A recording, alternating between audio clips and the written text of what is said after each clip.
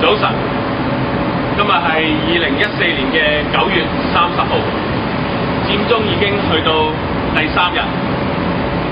各位朋友，你哋喺出面嘅聲音，香港政府我相信已經係聽到㗎啦。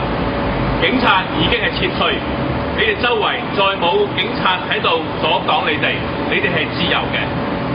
但係希望你哋都明白，過去3日香港銀行部分已經係關門，地鐵站影響，我哋嘅交通癱瘓，我哋喺世界上嘅知名度亦都係提升咗，因為包括澳洲在內已經向香港發出旅遊警告。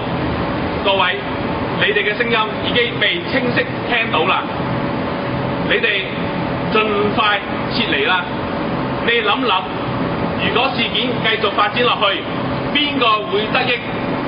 嗰啲想香港亂嘅人會得益，佢哋想見到你哋流血，甚至死人，呢個係咪你哋想見到嘅？我係孩子嘅爸爸，我係人哋嘅仔女，我屋企日日都有人等我返屋企。你有冇諗過你嘅爸爸媽媽、你嘅仔女，佢係咪等緊你返屋企？佢擔唔擔心你啊？我等着你回來，我等着你回來。希望你哋幫手，盡快撤離，返到你爸爸媽媽嘅身邊。